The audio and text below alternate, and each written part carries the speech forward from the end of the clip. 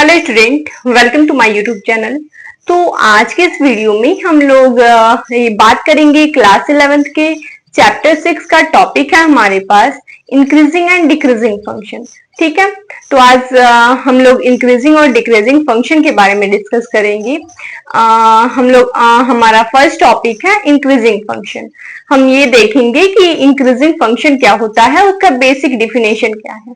ठीक है, तो इंक्रीजिंग फंक्शन के लिए if function F is increasing और नॉन डिक्रीजिंग, इंक्रीजिंग या फिर नॉन डिक्रीजिंग, इंक्रीजिंग और non decreasing on an interval I if fx2 greater than fx1 for all values x2 greater than x1। ठीक है, where x1 and x2 belong to I। यही हमारा increasing function का basic definition है कि जब function हमारा इंक्रीजिंग फंक्शन तब होगा जब उसका fx2 जो है fx1 से ग्रेटर देन हो। और ये ग्रेटर देन क्यों होगा? जब x2 ग्रेटर देन हो x1 से, x2 ग्रेटर देन हो x1 से और x2 और x1 बिलोंग कर रहे हैं उस इंटरवल I से। ठीक है, तो इस फंक्शन को हम लोग बोलेंगे इंक्रीजिंग फंक्शन। इंक्रीजिंग फंक्शन और स्ट्रिक्टली इंक्रीजिंग फंक्शन के लिए क्या होता है कि fx2 ग्रेटर देन fx1। यहाँ पे इक्वल टू का कोई सेंस नहीं होता है, जैसे इंक्रीजिंग फंक्शन में होता है fx2 greater than equal fx1, लेकिन स्ट्रिक्टली इंक्रीजिंग में fx2 ग्रेटर देन fx1। इसे हम लोग एग्जाम्पल के थ्रू अच्छे से समझ सकते हैं। तो अब हम लोग स्टार्ट करेंगे। अपना टॉपिक है फर्स्ट इंक्रीजिंग फंक्शन। हमारा फर्स्ट टॉपिक है increasing function. Increasing function, increasing function के बारे में हम लोग बात करेंगे। A function F x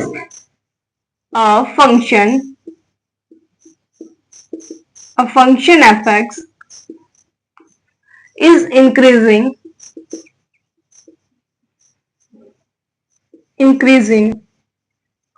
or non-decreasing a function fx is increasing or non-decreasing on an interval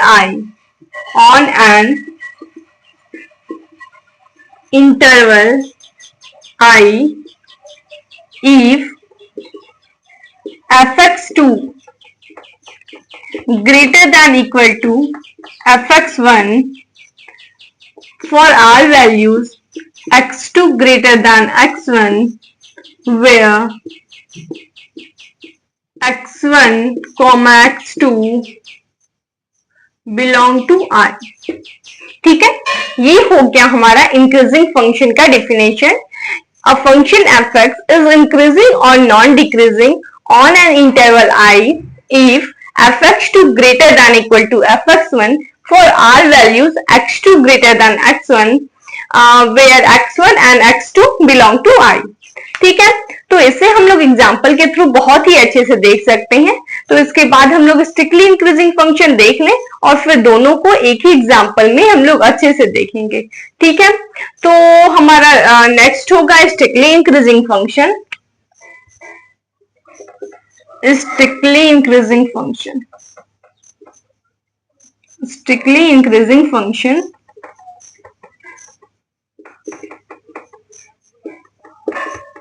strictly increasing function में क्या होता है, जैसे कि स्ट्रिक्टली इंक्रीजिंग फंक्शन में a function F x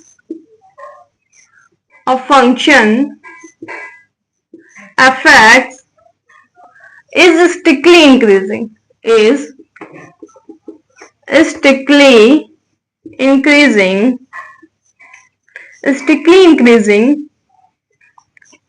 on an interval I if fx2 greater than fx1 for all values x2 greater than x1 where x1, x2 belong to I। ये हो गया हमारा स्ट्रिक्टली इंक्रीजिंग के लिए। यहाँ पे equal to का कोई सेंस नहीं है। स्ट्रिक्टली इंक्रीजिंग का मतलब कि वो कंटिन्यू इंक्रीज होता रहता है और इंक्रीजिंग का मतलब कि वो रुकता भी है, इंक्रीज भी होता है। ठीक है, सिर्फ डिक्रीज नहीं होता है, रुकता है, इंक्रीज होता है, फिर रुकता है, इंक्रीज होता है। तो ऐसे को हम लोग बोलते हैं इंक्रीजिंग फंक्शन। और जो कंटिन्यू इंक्रीज हो रहा है उसे हम बोलते हैं स्टिकली इंक्रीजिंग फंक्शन। ठीक है, अब हम डिफरेंशिएबल के लिए देखेंगे कि अ फंक्शन इज डिफरेंशिएबल,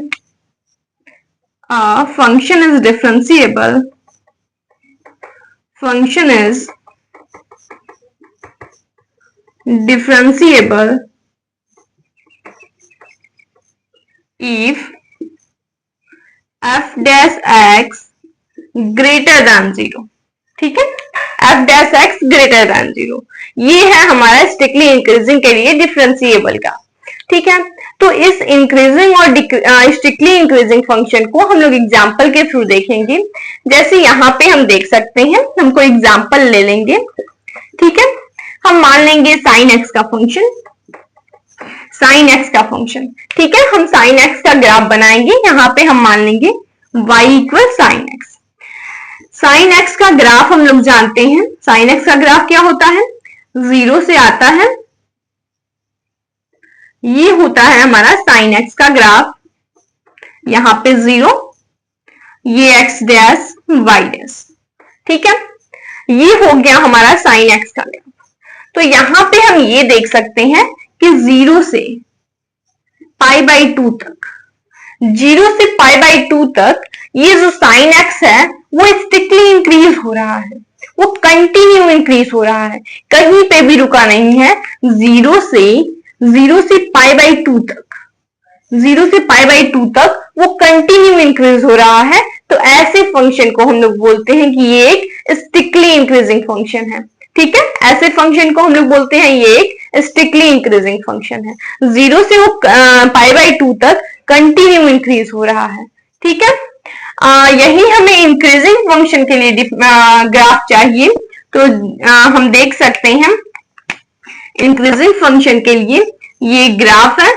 ठीक है, हम ऐसे ले सकते हैं, ये फंक्शन यहाँ पे रुक गया, फिर यहां से इंक्रीज होना शुरू हुआ।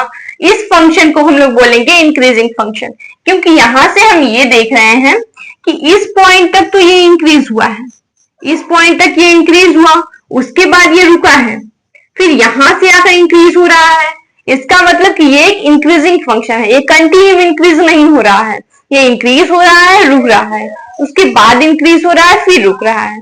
तो ऐसे फंक्शन को हम लोग बोलते हैं इंक्रीजिंग फंक्शन। ठीक है, ये हो गया हमारा इंक्रीजिंग फंक्शन और ये हो गया स्टिकली इंक्रीजिंग फंक्शन, ये कंटिन्यू इंक्रीज हो रहा है। ठीक है, कंटिन्यू इंक्रीज हो रहा है, तो ऐसे फंक्शन को हम लोग क्या बोलेंगे, स्टिकली इंक्रीजिंग फंक्शन। ठीक है, तो ये हो गया हमारा इंक्रीजिंग एंड स्टिकली इंक्रीजिंग फंक्शन। आप इसे नोट कर लीजिए। तो हम लोग नेक्स्ट टॉपिक देखेंगे डिक्रीजिंग एंड स्टिकली डिक्रीजिंग फंक्शन। ठीक है,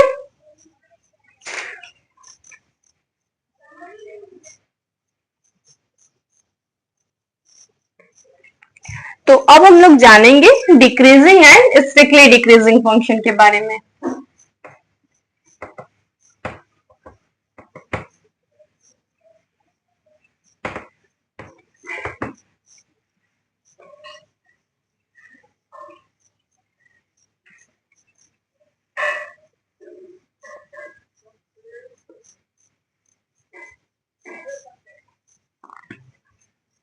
डिक्रीजिंग एंड स्टिकली डिक्रीजिंग फंक्शन के बारे में अब हम देखेंगे। हमारा सेकंड टॉपिक है डिक्रीजिंग फंक्शन। ठीक है, अब हम लोग जानेंगे डिक्रीजिंग फंक्शन के बारे में। तो डिक्रीजिंग फंक्शन का डेफिनेशन हो जाएगा कि function F x is decreasing or non increasing। ठीक है, decreasing or non increasing on an interval I if fx2 less than equal to fx1 for all values x2 greater than x1। यहाँ पे भी x2 x1 से greater than होगा, लेकिन यहाँ का fx2 जो होगा वो less than equal to fx1 के। तो ऐसे फंक्शन को हम लोग बोलेंगे डिक्रीजिंग फंक्शन। ठीक है, तो डिक्रीजिंग फंक्शन का हम डेफिनेशन देखेंगे। function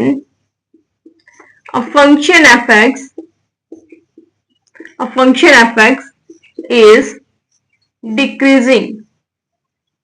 A function fx is decreasing or non-increasing.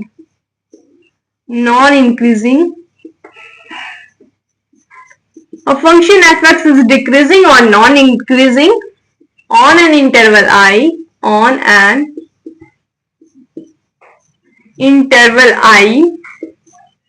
if fx2 less than equal to fx1 for all values x2 greater than x1 where x1, x2 belong to I. ठीक है, तो ऐसे function को हम लोग बोलेंगे डिक्रीजिंग फंक्शन। जहां fx2 less than equal to fx1 के हो तो ऐसे फंक्शन को हम लोग डिक्रीजिंग फंक्शन बोलेंगे। ठीक है, यही हम लोग स्ट्रिक्टली डिक्रीजिंग फंक्शन के बारे में देखेंगे। Strictly decreasing function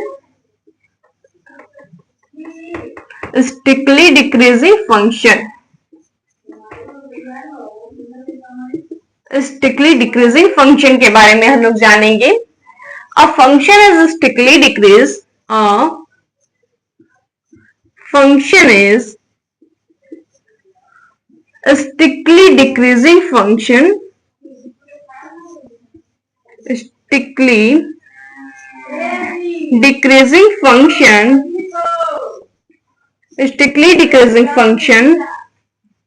if fx2 less than fx1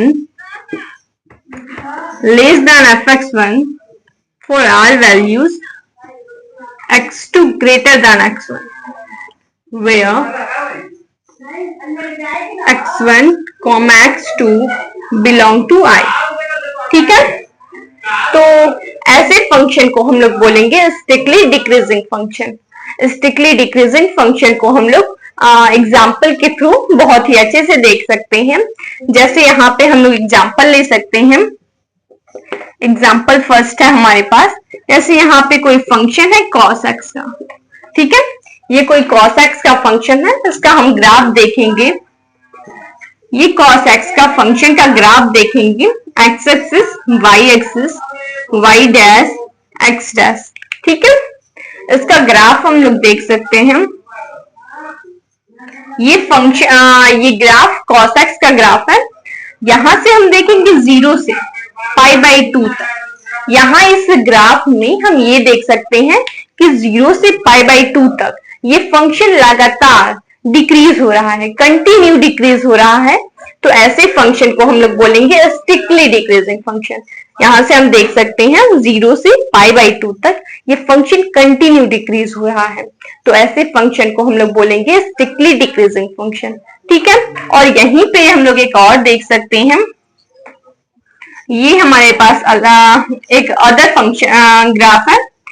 जैसे यहां से हम कोई ग्राफ बनाए, ये फंक्शन हमारा डिक्रीज हुआ, यहाँ पे रुका, फिर यहां से डिक्रीज हुआ, तो ऐसे फंक्शन को हम लोग बोलेंगे यहां तक तो डिक्रीज हुआ, कंटिन्यू डिक्रीज हुआ, इसके बाद यहाँ पे रुका, उसके बाद फिर डिक्रीज हुआ, तो ऐसे फंक्शन को हम लोग डिक्रीजिंग फंक्शन बोलेंगे, क्योंकि ये कंटिन्यू डिक्रीज ना होकर रुक के डिक्रीज हो रहा है। ठीक है, बीच में ब्रेक ले रहा है, फिर डिक्रीज हो रहा है, और ये जो फंक्शन है ये कंटिन्यू डिक्रीज हो रहा है, तो इसे हम बोलेंगे स्ट्रिक्टली डिक्रीजिंग फंक्शन, और ये सिर्फ डिक्रीजिंग फंक्शन। ठीक है, ये जो फर्स्ट ग्राफ है हमारा स्ट्रिक्टली डिक्रीजिंग का, और सेकेंड ग्राफ सिर्फ डिक्रीजिंग फंक्शन का, वनली डिक्रीजिंग फंक्शन का। ठीक है, तो इसे डिफिनेशन से ज्यादा हम लोग एग्जाम्पल के थ्रू देख सकते हैं, डिफिनेशन से ज्यादा एग्जाम्पल के थ्रू अच्छे से समझ सकते हैं। ठीक है, तो ये हमने आज के इस लेक्चर में increasing function, strictly increasing function, decreasing और स्ट्रिक्टली डिक्रीजिंग फंक्शन के बारे में जाना। तो आप इन्हें नोट कर लीजिए। तो इसके बाद हम लोग कुछ एग्जाम्पल के क्वेश्चन करेंगे और एक्सरसाइज 6.2 के क्वेश्चन करेंगे। ठीक है, तो अब हम लोग देखेंगे एग्जाम्पल के क्वेश्चन। अब हम लोग इस चैप्टर के एग्जाम्पल के क्वेश्चन कवर करेंगे। ठीक है।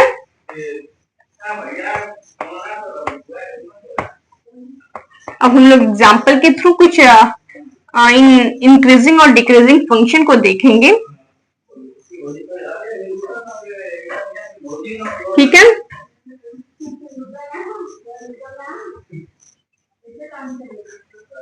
यहाँ पे हमारा एग्जाम्पल फर्स्ट है।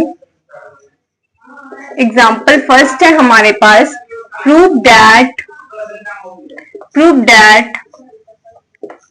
Function f(x) equal 3x plus 4 is increasing function।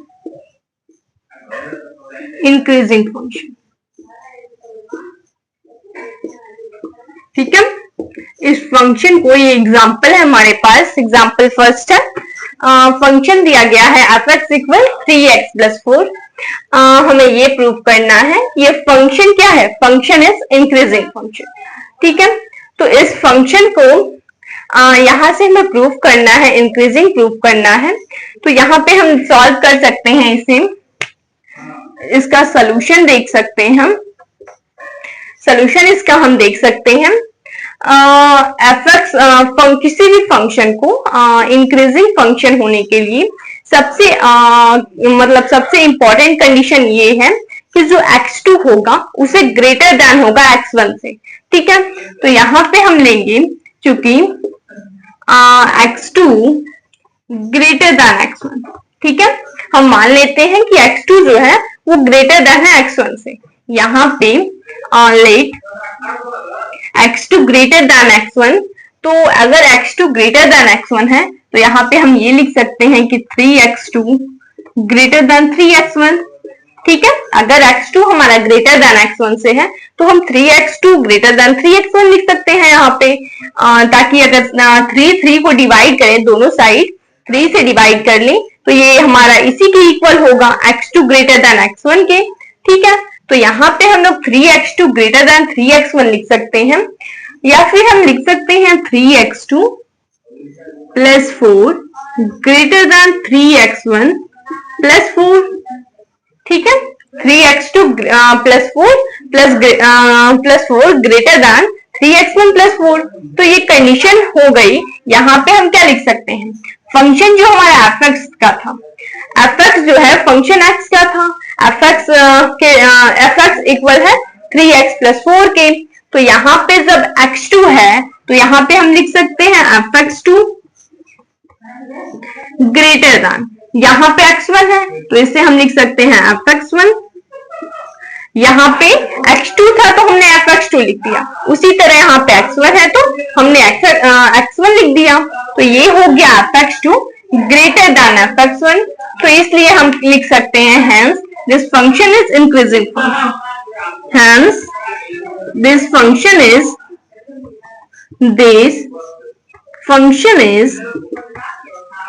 increasing function, increasing function। ठीक है, ये फंक्शन क्या है, ये फंक्शन एक इंक्रीजिंग फंक्शन है। तो ये था हमारा एग्जाम्पल फर्स्ट। हमने एग्जाम्पल फर्स्ट में इंक्रीजिंग फंक्शन के बारे में देखा। तो इस लेक्चर में हमने बस इंक्रीजिंग फंक्शन और डिक्रीजिंग फंक्शन की बेसिक डेफिनेशन जानी थी और हमने एक एग्जाम्पल सॉल्व किया। अब हम लोग नेक्स्ट लेक्चर में एक्सरसाइज 6.2 के क्वेश्चन करेंगे। आप लोगों को इस लेक्चर में कोई भी डाउट हो तो आप कमेंट करें, जिससे मैं आपके डाउट को क्लियर कर सकूं। ठीक है।